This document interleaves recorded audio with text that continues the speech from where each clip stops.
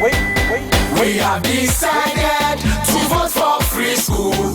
We have decided to vote for quality health. We have decided. I thank the authorities of this college for the opportunity to talk about a subject of utmost concern to all of us.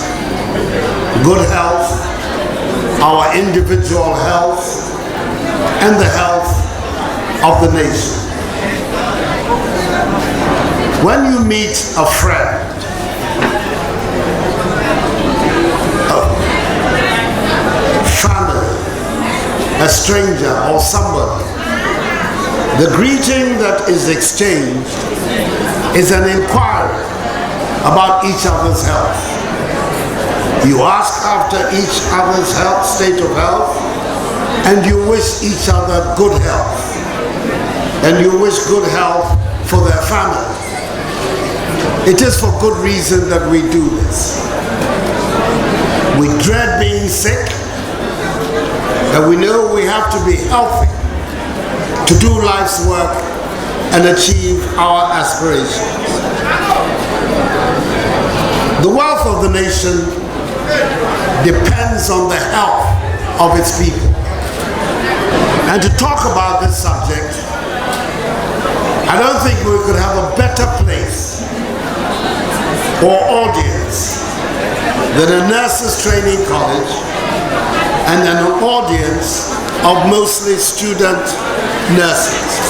In 50 days' time, we'll go to the polls to choose not just between candidates for president and members of parliament, but we are also going to choose and decide between two profoundly different visions for the future of our education and healthcare systems. This evening, I intend to lay out the differences and hope it will help you make your choice easier and you will choose the MPP vision for Ghana and for your future. On December 7th, the nation has a chance to make a decision on two major issues. One, whether Ghanaians should have universal access to free quality education for every child under the age of 18. And two, which party can be trusted to deliver access to affordable quality health care for every Ghanaian. The NPP believes that free quality education up to secondary school level and affordable health care are essential for the healthy, educated workforce we need to transform the economy, create wealth, and enhance the welfare and being of every Ghanaian. Tonight's talk is about the health of the nation. But I want first to say a few words about the NPP education policy that seeks to provide free quality education to all our children from kindergarten to senior high school. Regardless of all the propaganda and distortions, the good people of this country know that this is something we should do, we can do, and we will do.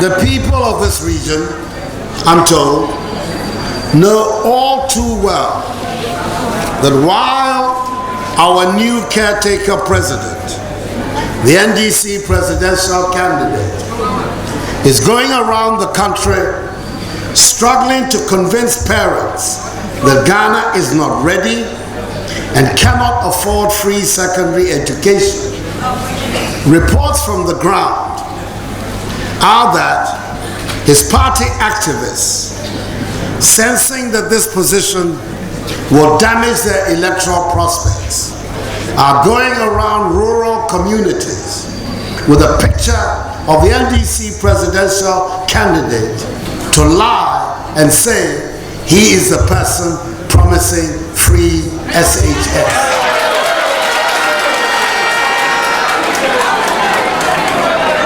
This is typical NDC duplicity. It appears that their capacity for deceit and double dealing is limitless. The NDC adopted the same attitude when the NPP, under the leadership of President Akufo-Addo, introduced the National Health Insurance Scheme. NDC MPs of the time, including their current presidential candidate, then MP for Bole Bamboy, walked out of Parliament and boycotted its proceedings dealing with the NHIS law because of their opposition to its passage. But when the program was successful, they claimed falsely it was their idea and that they had a pilot scheme at Nkranza near here. They don't have the vision to deliver to the people of Ghana, so they try to rewrite history. The NPP will go a step further to save our health system and keep our people healthy.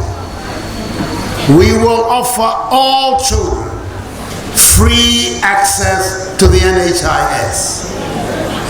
This means that parents no longer have to be a subscriber to the NHIS for a child to benefit. Millions more children will be covered by free health care. The NDC now admits that the NHIS is preferable to the cash and carry system they were operating. But if you look at their performance managing the system, you have to doubt their sincerity. We must save our health system and keep our people healthy. The NDC now admits that the National Health Insurance Scheme is preferable to the cash and carry system they were operating. But if you look at their performance at managing the scheme these past 4 years, you have to conclude that either they do not really believe in a national health insurance system and their advocacy of a one-time premium reinforces perception, or that they lack the competence to administer it. We must save the NHIS now from the incompetent hands of the National Democratic Congress. This election, Mr. Chairman, presents the people of Ghana with a clear choice between a well-thought-out and comprehensive plan for education, health, and the economy on the one hand, and on the other, a president who is offering 4 more years of visionless leadership from a government that pretends to be working for you. 4 more years of the reckless borrowing this government has been doing will mean more of our money having to go to debt payments and even more excuses for why they won't invest in our health and education. The wealth of the nation depends on the health of its people.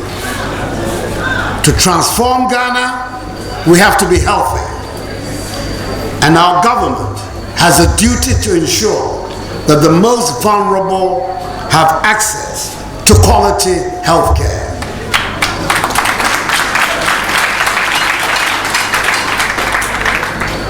The NPP has a record of care and achievement. The last NPP government introduced significant initiatives to expand health service coverage. The next MPP government, God willing, will introduce comprehensive measures to tackle the fundamental problem of too many Ghanaians dying because they can't get proper care.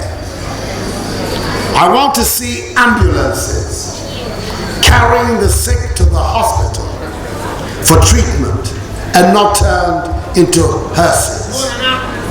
We will continue the policy started under President Akufo-Addo to establish an efficient ambulance service, well coordinated with emergency care in the hospitals and nationwide, to be sure when patients get to you, you can still help them. As I've gone around this country the last 2.5 years, I've heard enough to know that when it comes to health, what people want is more investment in the primary and community health sector. We need preventive care and regular access to doctors. An improved primary health care system is a vital component of saving our health system and keeping our people healthy. The MPP will focus on primary health care infrastructure and personnel because improving the health of all people reduce visits to hospitals. And the Akufo-Addo government will concentrate efforts on the provision of good water for the people, as this will eliminate at least 75% of the communicable and infectious diseases that plague our people. It is a great relief that we seem to be on the verge of eradicating guinea worm infestation from our country. I hope nobody collects the 200 CDs on offer for the report of any new case.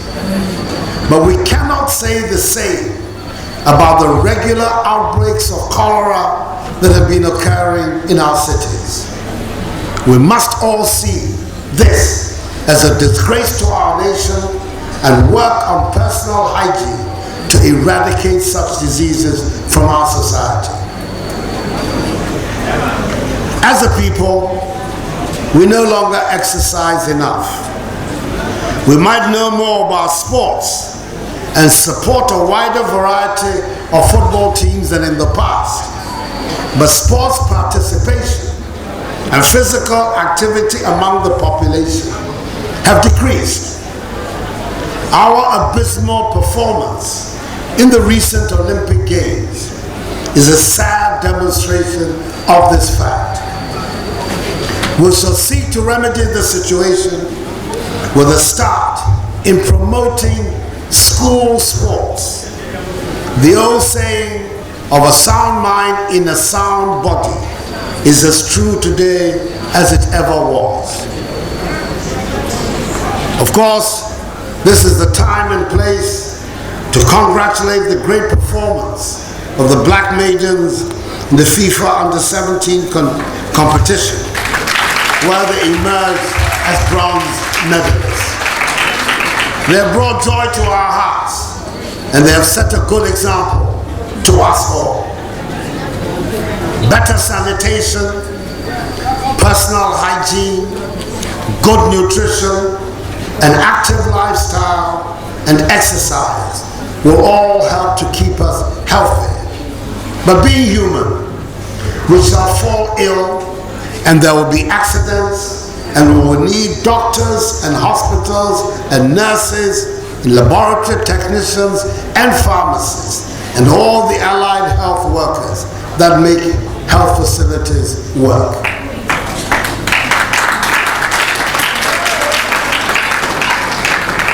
Trying to fashion the financing for a sustainable and effective healthcare system has proved challenging to virtually all countries and societies throughout the ages.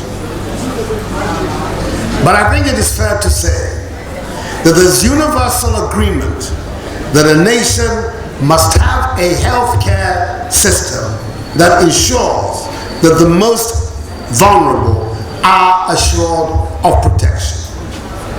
The National Health Insurance Scheme, introduced by the NPP in 2003, sought to do just that. The National Health Insurance Scheme is one of the greatest legacies of the NPP and a precious asset for the nation.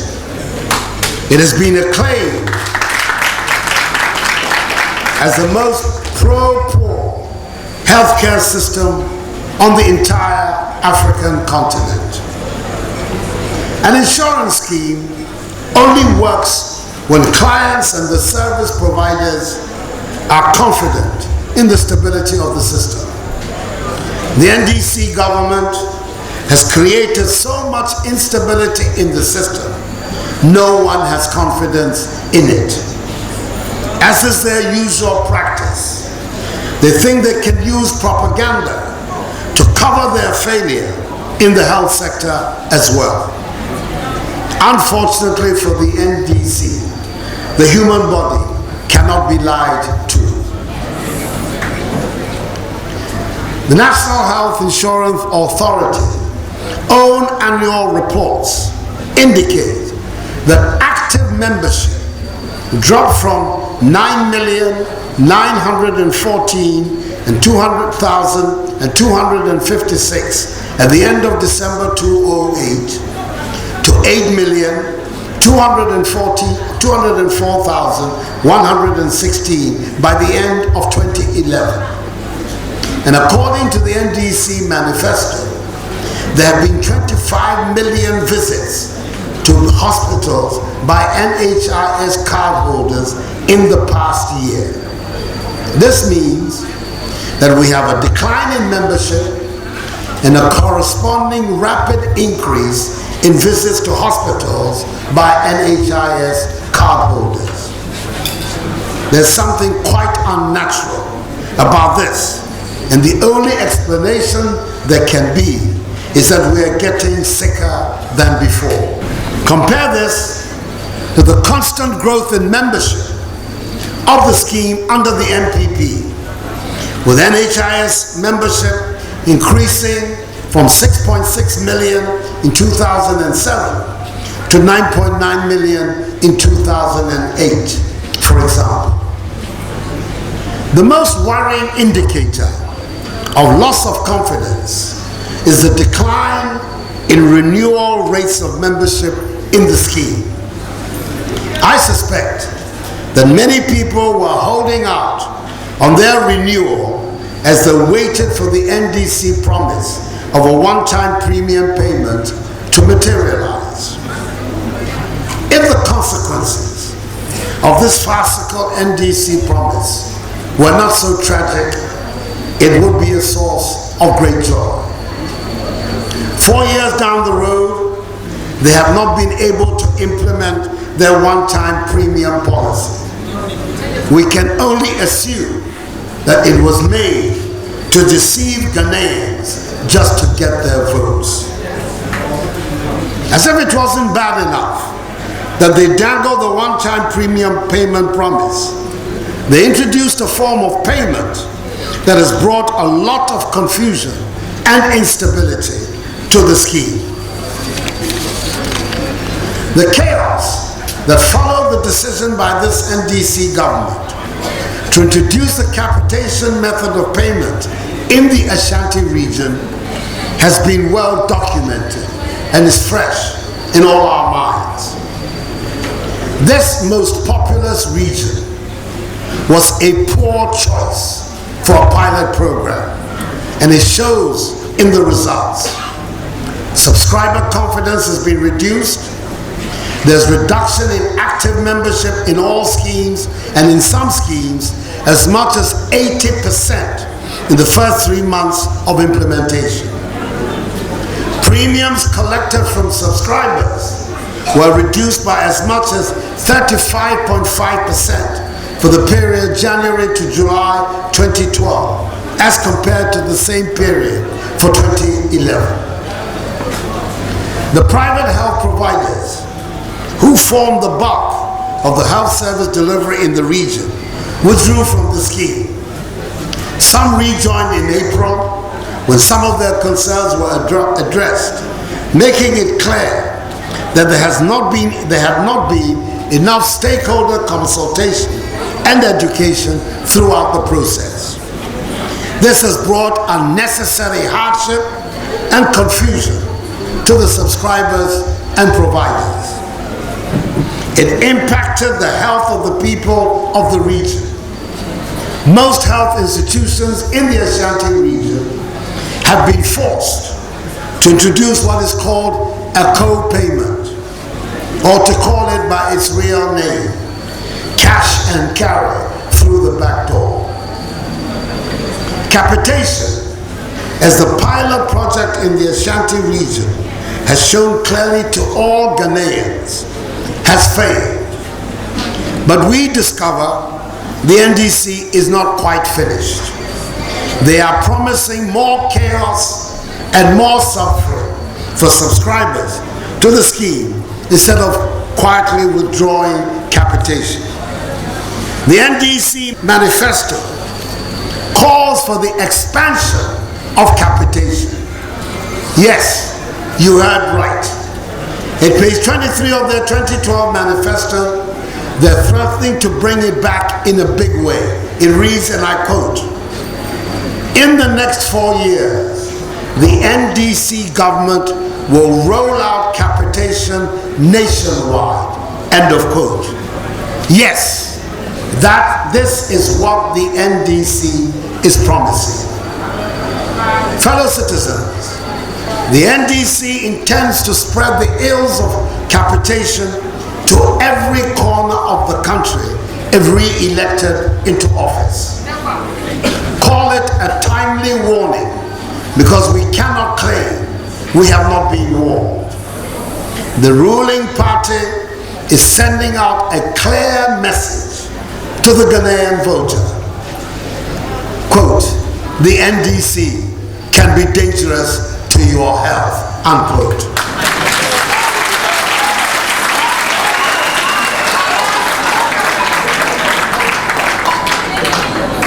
Vote for NDC and pray you don't fall sick for another 4 years. Ladies and gentlemen, this is too high a risk to take, if you ask me.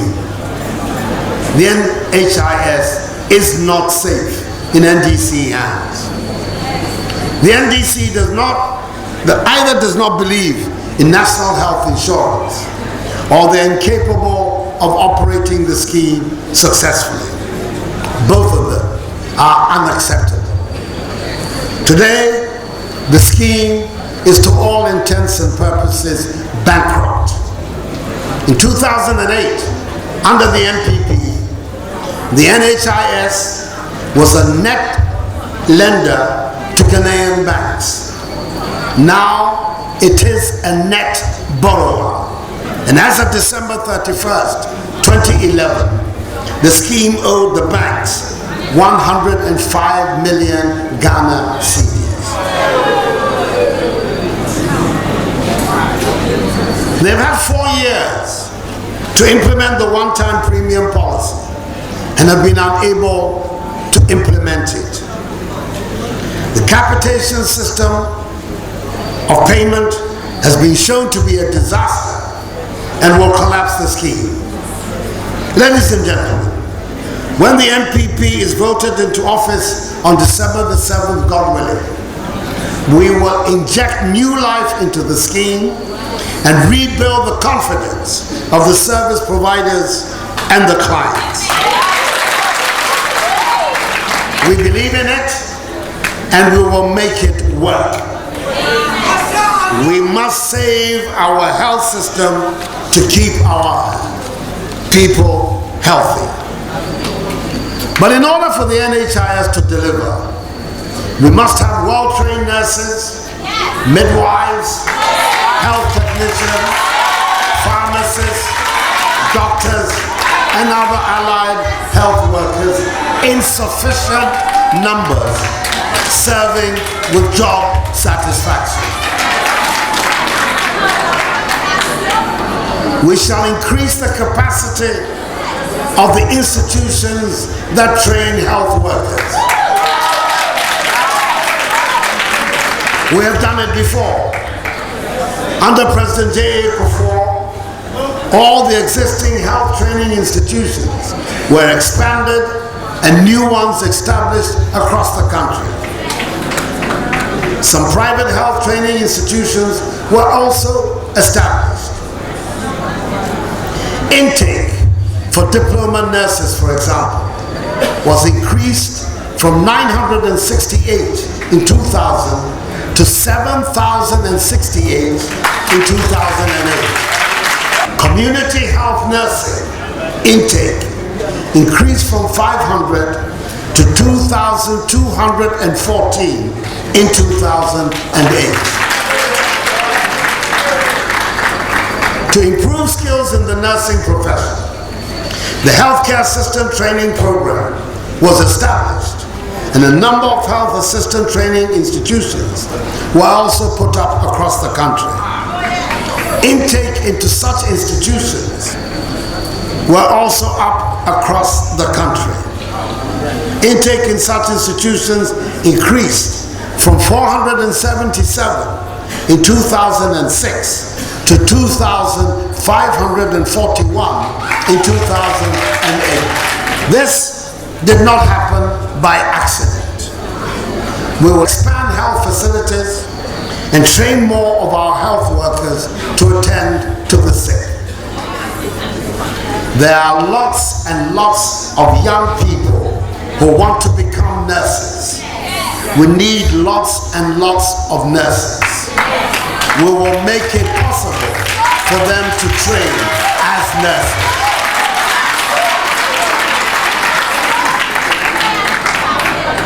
Mr. Chairman, our priority will be to train our doctors locally. We will expand existing medical schools and establish a national institute for biomedical sciences, where medical students will have their basic sciences, and this will make it possible to increase the intake of the medical schools.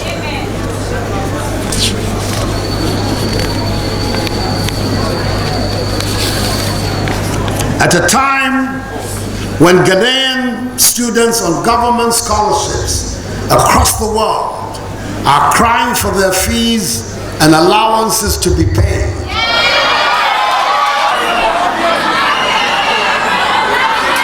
and at a time when students at our nurses training colleges are crying against the sudden 100% hikes in fees,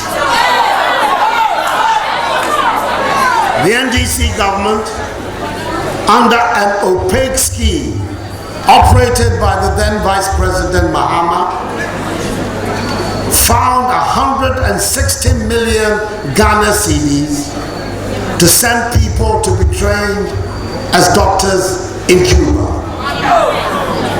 The Cubans still insist it was a scholarship scheme. If so, then it is the most expensive one. The cost of this translates into 106,000 Ghana cedis per year for each of the 250 Ghanaians sent to Cuba. On the other hand, the cost of training a Ghanaian doctor, according to the Ghana Medical Association, is a fraction of that at just 30,000 Ghana cedis annually. Can you imagine what the UDS Medical School, for instance, would have done with just a third of this 160 million Ghana cedis investment over the next 5 years? We shall invest in our own medical schools to train more doctors locally.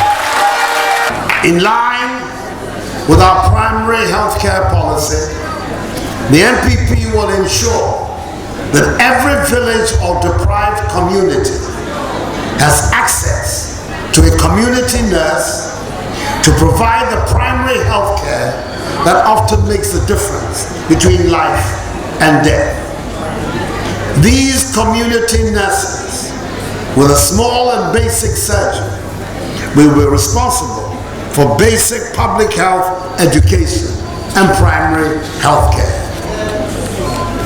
There are simply not enough specialists and facilities to serve patients, especially in rural and remote communities.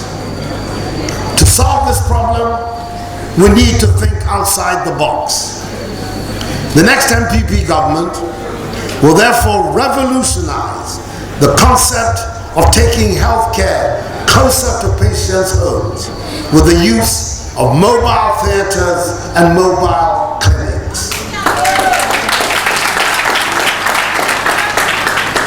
The use of mobile units will mean we can, through a shift system, send the best of our medical personnel and the state-of-the-art facilities to patients in a way that mitigates the need for capital spending, while allowing the best of medical care, including surgical operations, to be deployed across the nation in a way that is most responsive to local needs.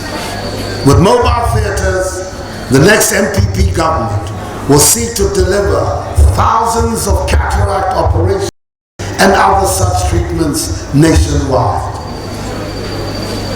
Mr. Chairman, it is time we took the bold step of establishing a number of world-class referral hospitals and medical centers of excellence in our country.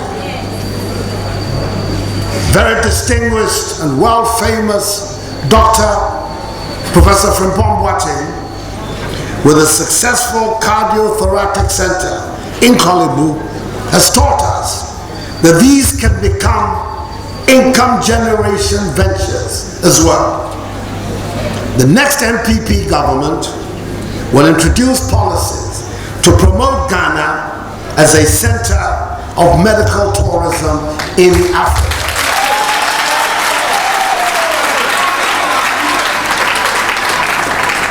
We will assist those already doing so in the private sector to do more.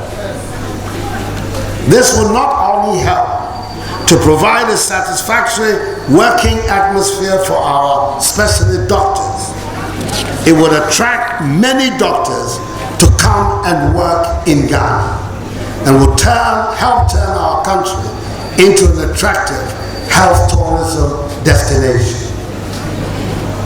Mr. Chairman, Ghana has a successful local pharmaceutical industry which deserves special attention from government. My government would help them to serve our people well and become more competitive in the international market. We will borrow from the experiences of India and elsewhere to become the masters of this lucrative industry. Under the NDC, what we have seen in recent years are measures that are counterproductive to the growth of the local industry, with facility audit fees, for example, going up from $7,000 in 2008 to $15,000. At the same time, the Food and Drugs Board has seen its share of the national budget decreasing in real terms. We will change this as part of our policy to focus more on preventive and primary health care. In our efforts to enhance the quality of care, the MPP will create an ombudsman, a health ombudsman, with the power to investigate and support complaints from patients in both public and private hospitals.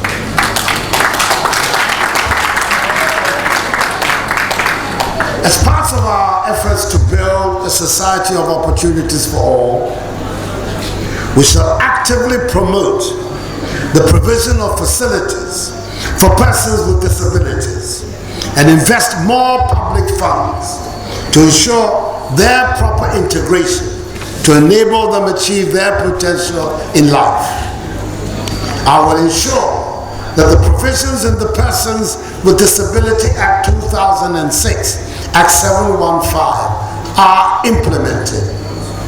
I must here declare a personal interest. This is one of the laws that I feel a personal attachment to, having started work on it as Attorney General.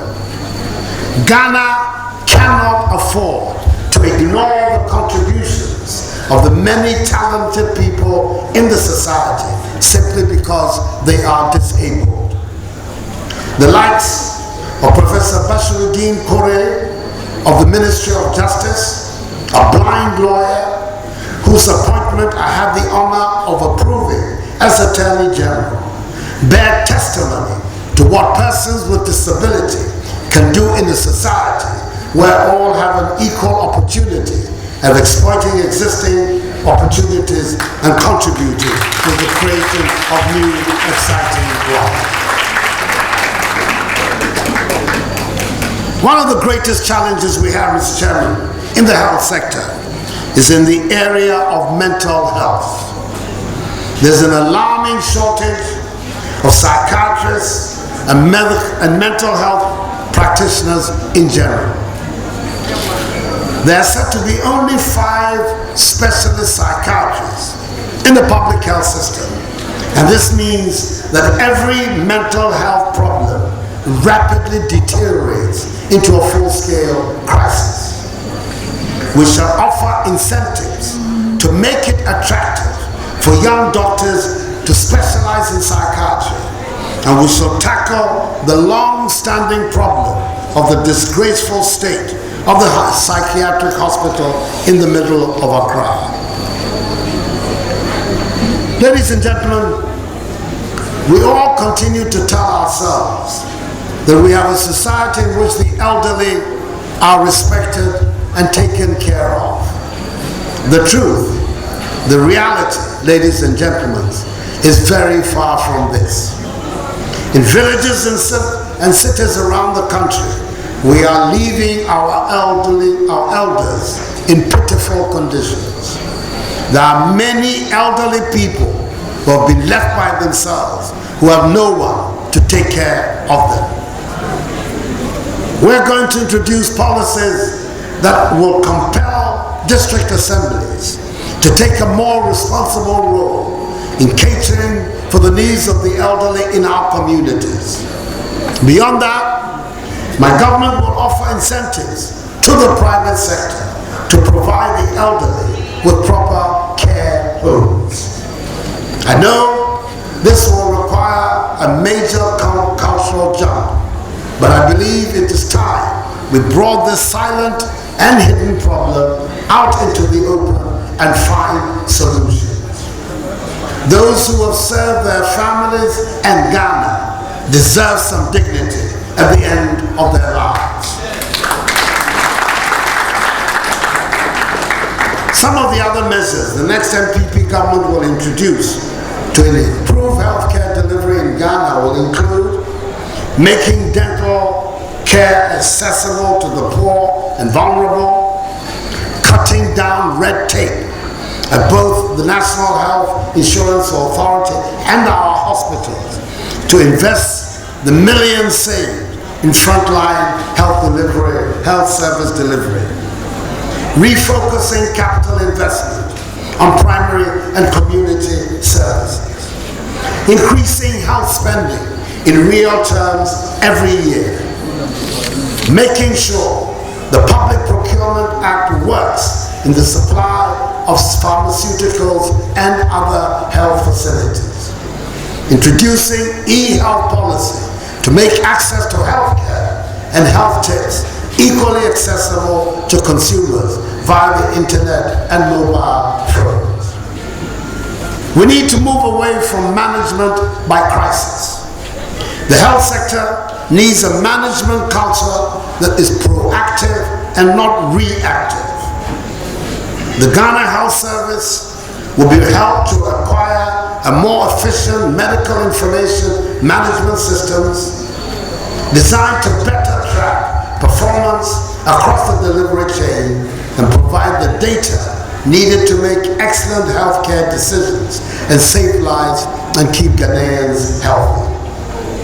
We will sit down with the private providers of health services to work out how to attract greater investments and offer lucrative incentives with the objective of creating a competitive, consumer-driven healthcare service delivery system.